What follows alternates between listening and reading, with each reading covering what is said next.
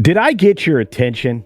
Probably with that title. I'm going to get so much hate from the theater kids, and I don't even care. I'm looking at something that I just absolutely call a lie. Wicked is a lie. And it did earn all that money, but it did it in probably the most nefarious and underhanded way possible so that it could claim a bunch of records it simply doesn't deserve. Because, well, much like counting votes in California, it's not anywhere close to reality. And it certainly is doing it with a lot of extra days involved. Want to know what I'm talking about? Well, hang on, because this is going to get fun. Oh, and flame on, kids. If you're mad at me, that's what the comment section is below. And while you're down there, go ahead and hit the subscribe button, because you know you're going to love to hate me. And for all of my supporters out there, double check you're still subscribed. Hit that thumbs up button. Make your comments, and let's have a conversation around the lies of Wicked.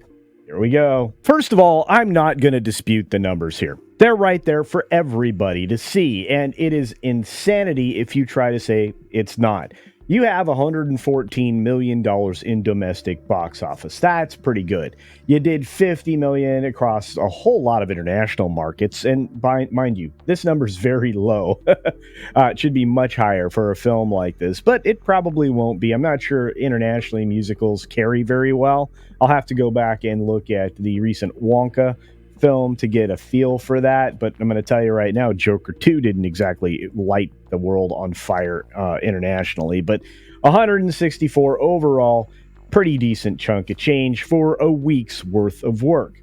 And why did I say a week's worth of work? Well, because it almost was. And again, this is from The Wrap, one of the most, I guess, leftist engaged trade publications that are out there, and the only major one that isn't owned by Penske Media. Again, The Wrap, and it's Jeremy Fuster, whatever he wants to call himself, doing this, so you know it's coming from somebody who's very pro-rah-rah Hollywood. Now, Wicked blasts off at the box office to $19 million from preview screenings. Did you just see the pluralization of the word screenings? That's right. Instead of one day of previews, which is normally on a Thursday, usually starting late in the day, just enough to get you a little bit of a jump start into your weekend, this had multiple and fan screenings. All those things are included in these preview numbers. It had three days of preview screenings. It really had a jump start, didn't it? So we're looking at almost a full week, 6 days to get to this enormous amount of money. From the story, Universal's Wicked is off and flying at the box office, earning $19 million from 3 days of preview screenings. 3 days. That's right, you are adding 3 more days. Look, I'm okay with you adding the Thursday previews because it starts at a reasonable time. But you have 2 other days worth of efforts that really did push this film forward, and claiming it had a huge box office weekend. That's not a weekend. 6 days are not a weekend. 4 days I'll give you, sometimes 5 on a holiday. But honestly, 6 days, this isn't a weekend, and it shouldn't be treated as one.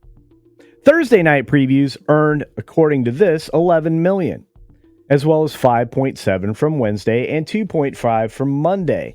And those were screenings exclusively for Amazon Prime subscribers for some reason. Maybe Universal's having a play date with Amazon, I'm not sure. What I do know is that you've added 2.5 plus 5.7 to an $11 million number, which in and of itself is impressive. But you're sitting at $19 million going into Friday, and everything is going to be printed on that Friday number. What am I talking about? Well, let's go back to the numbers. As you can see here, November 21st gets credit for all $19.2 million. That's right. Should say $11 million. It doesn't, because again, we had 2 extra days to pump this film. And that gets us to the wonderful Friday, taking that $19.2 million, adding it to Friday's actual total, and we get $46.48 million. Look, these numbers would have been impressive in and of themselves, but instead, we're trying to extra juice this and give it credit for records that it set on the pre-Thanksgiving weekend. Again, I'm sick and tired of this kind of practice, and while it was a big, beautiful box office weekend, which we absolutely needed. I'm telling you, it's been dismal out there and exhibitors are really suffering. Why do we need a situation that obviously masks the truth? I'm very sick and tired of it. And more films that are doing this are going to get called out by me. Hopefully, they get called out by you. Now, I was looking for a much bigger weekend than this from Wicked. Now, it's going to do absolutely fine in the box office. Again, 114 million domestics, a big number. It's not the biggest number, but it's a big number, and it's going to do pretty well. The thing is, if you look at the per theater totals, this isn't as impressive as they want you to believe it is. It's just not. And because the math isn't mathing, you can see that the per theater total over the course of the 6 days gets shoved into 3 days, and we get a ridiculous $29,321 per theater.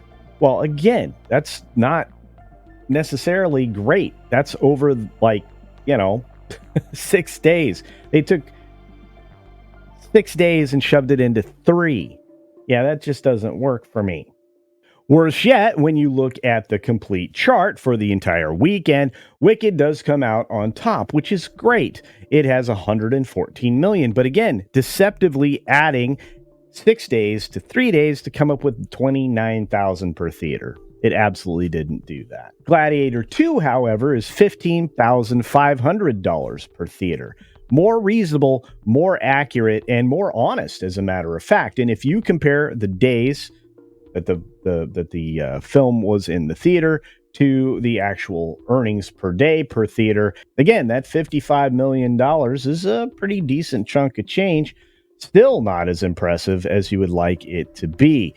Red One still somehow hovers in the top 3 at 13 million in earnings, and of course Bonhoeffer, which looks amazing. Can't wait to go see this. I'm scheduled to see it this week. Is 5 million.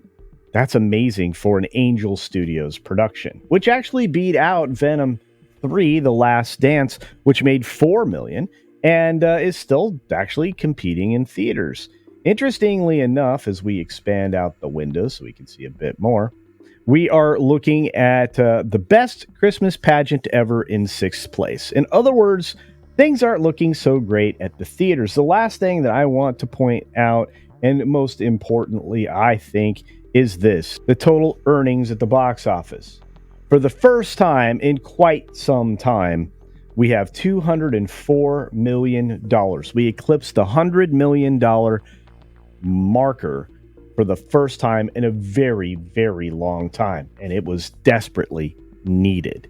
Look, I know I'm going to get shovels full of hate, and people are going to be very angry with me, and that's okay.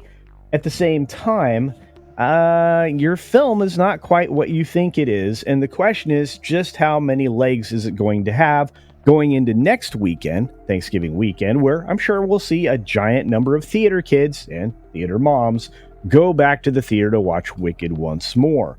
But at the same time, you also have Moana 2, which is actually not headed for as big a opening as many people would like to think.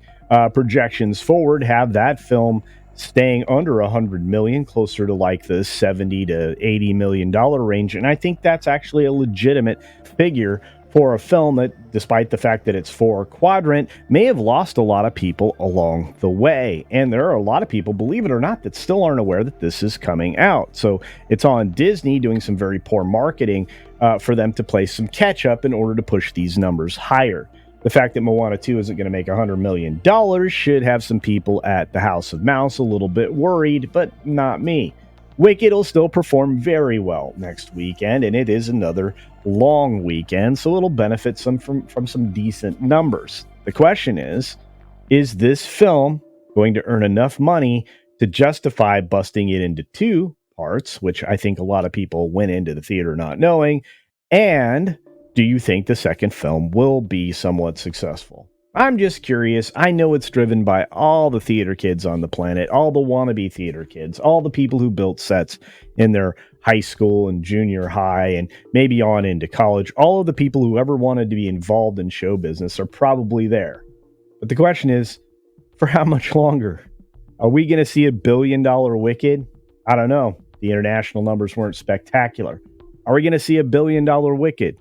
I don't know. I was expecting bigger numbers for the opening weekend. But if it happens, believe it or not, I'm happy because I was a theater kid too. Anyway, let me know your thoughts about this down in the comments section below. If you've already not put several comments down there already full of hate and venom, well, ask me a question or let's participate in a conversation. I think it'll be a lot of fun. Mind you, I rushed this video out there with very little editing, so I'm sure I'll get flamed for that too. Anyway, as always, be sure to take care of yourself, take care of others, and until next time, see ya.